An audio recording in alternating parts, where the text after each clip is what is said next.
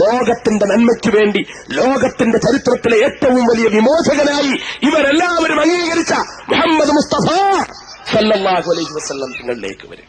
ബാക്കിയുള്ള കാര്യങ്ങളൊക്കെ പറയുമ്പോൾ നമുക്കൊരു ചിലർക്കൊക്കെ പറയുന്നത് അള്ളാഹുവിന്റെ റസൂൽ ഇപ്പോഴും ഇതൊക്കെ പറയുകയും പ്രസംഗിക്കുകയും ഭിന്നിപ്പുണ്ടാക്കാൻ നടക്കുകയും നബിദിന സമ്മേളനങ്ങളെ എതിർക്കുകയും പ്രവാചകനെ പുകഴ്ത്തുന്നത് തെറ്റാണെന്ന് പറയുകയും പ്രവാചകനെ വാഴ്ത്തുന്നത് തെറ്റാണെന്ന് പറയുകയും പ്രവാചക പ്രഭുവിനെ കുറിച്ച് സ്മരിക്കുന്നത് തെറ്റാണെന്ന് പറയുകയും ഒക്കെ ചെയ്യുന്നവർ ഇപ്പോഴും ജീവിച്ചിരിക്കുന്നു എന്നുള്ളതാണ് അത്ഭുതകരമായ കാര്യം.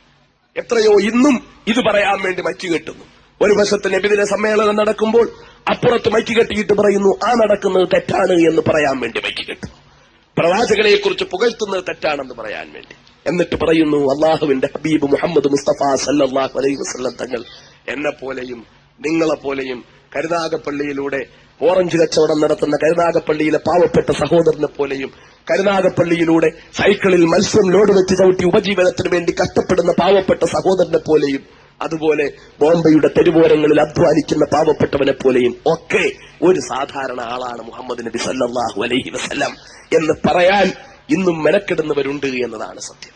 എന്റെ പ്രിയപ്പെട്ട സഹോദരന്മാരറിയണം, എങ്ങനെ അള്ളാഹുവിന്റെ ഹബീബിൽ നിങ്ങൾ നിക്ഷേപിക്കുന്ന നിങ്ങൾ അള്ളാഹുവിന്റെ ഹബീബ് സല്ലല്ലാഹു അലൈഹി വസല്ലം തങ്ങളെ കുറിച്ച് നിങ്ങൾ ഉന്നയിക്കുന്ന ഈ സാധാരണത്വം പ്രവാചകനിൽ എവിടെയാ കാണാൻ കഴിയും? പ്രവാചകൻ ഒരു വശത്ത് പ്രവാചകൻ ഒരു മനുഷ്യനായിരുന്നു. ആ മനുഷ്യനായ പ്രവാചകൻ ഒരു സാധാരണ മനുഷ്യനെ പോലെ ഭക്ഷണം കഴിച്ചു, മലമൂത്ര വിസർജനം ചെയ്തു, കുളിച്ചു, പല്ല് തേച്ചു, വസ്ത്രം ധരിച്ചു, ഉറങ്ങി, എഴുന്നേറ്റു, ഭാര്യാഭർത്തൃ ബന്ധത്തിലേർപ്പെട്ടു. ഇതൊക്കെ പ്രവാചകനിൽ കാണുമ്പോൾ ഇതൊക്കെ മാത്രമായിരുന്നോ മുഹമ്മദ് മുസ്തഫ സല്ലല്ലാഹു അലൈഹി വസല്ലം? അല്ല. കാണുമ്പോ അതുപോലൊക്കെ ആയിരുന്നു. കണ്ണുണ്ടായിരുന്നോ? ഉണ്ടായിരുന്നു. അബ്ദുൽ നാസർ മഅ്ദനിയുടെ കണ്ണുപോലെയല്ല, എന്റെ മുന്നിലിരിക്കുന്ന ആരുടെയും കണ്ണുപോലെയല്ല. ലോകത്തിന്റെ ചരിത്രത്തിൽ ഇന്നുവരെ ഒരൊറ്റ ആളിനും ഉണ്ടാകാത്തവണ്ണം അത്യാകർഷണീയതയുടെ പ്രതീകമായ കണ്ണ് മുഹമ്മദ് മുസ്തഫായിക്കുണ്ടായിരുന്നു. മൂക്കുണ്ടായിരുന്നോ? ഉണ്ടായിരുന്നു. ചുണ്ടുണ്ടായിരുന്നോ? ഉണ്ടായിരുന്നു. കൈയുണ്ടായിരുന്നോ? ഉണ്ടായിരുന്നു. കാലുണ്ടായിരുന്നോ? ഉണ്ടായിരുന്നു.